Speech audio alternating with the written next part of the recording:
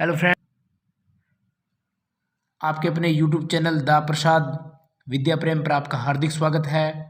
आज हम मौर्य साम्राज्य के पतन के बारे में अध्ययन करेंगे कि मौर्य साम्राज्य के पतन के बारे में इतिहासकारों की क्या राय है और क्या कारण बताए हैं उन्होंने। सबसे पहले मौर्य साम्राज्य के पतन के कारण इतिहासकार नंबर 1 हेमचंद्र राय चौधरी, इन्होंने मौर्य साम्राज्य के पतन का कारण बताया है कि अहिंसक व शांतिप्रिय नीति। अशोक की अहिंसक व शांतिप्रिय नीति के कारण मौर्य साम्राज्य का अंत हो गया। नंबर 2 डी डी कोशाम्बी कहते हैं कि इन पे आर्थिक संकट होने से मौर्य साम्राज्य का पतन हो गया। सम्राट अशोक द्वारा अत्यधिक दान दिए जाने के कारण आर्थिक संकट उत्पन्न हो गया। हरप्रसाद शास्त्री कहते हैं कि धार्मिक नीति, ब्राह्मण विरोधी नीति उन्होंने बताया है। हालांकि अशोक मौर्य ने ब्राह्मणों के लिए भी व्यवस्था की थी, लेकिन वो ब्राह्मणी व्यवस्था की सर्वोच्चता को नकारते थे। इस वजह से मौर्य साम्राज्य का अंत हो गया। Number 4 D D N Jha कमजोर उत्तराधिकारियों का इसका कारण बताते हैं कि मौर्य साम्राज्य में अशोक के बाद उनके उत्तराधिकारी कमजोर थे, इस वजह से मौर्य साम्राज्य का अंत हो गया। नंबर 5 रोमिला थापर इसके 2 कारण बताते हैं कि एक केंद्रीय प्रशासन जो कमजोर हो गया और दूसरा अप्रशिक्षित नौकरशाही की नौकरशाही को पूरा प्रशिक्षण नहीं मिला, इस वजह से वो प्रशासन को सही ढंग से सुचारू रूप से चालू नहीं रख पाए। इस कारण मौर्य साम्राज्य का अंत हो गया।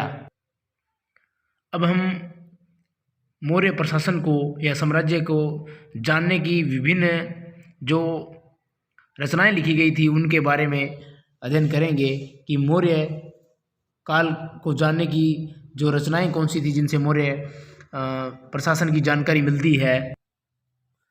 सबसे पहले कौटिल्य की अर्थशास्त्र, जिसे हमें मौर्य प्रशासन की जानकारियां मिलती है।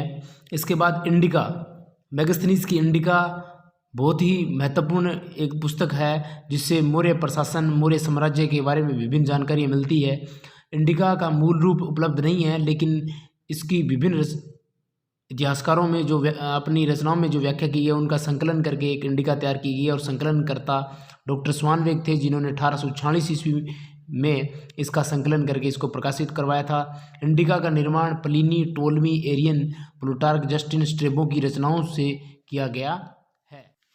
इसके बाद प्लिनी की नेचुरल हिस्ट्री से मौर्य प्रशासन की जानकारी मिलती है।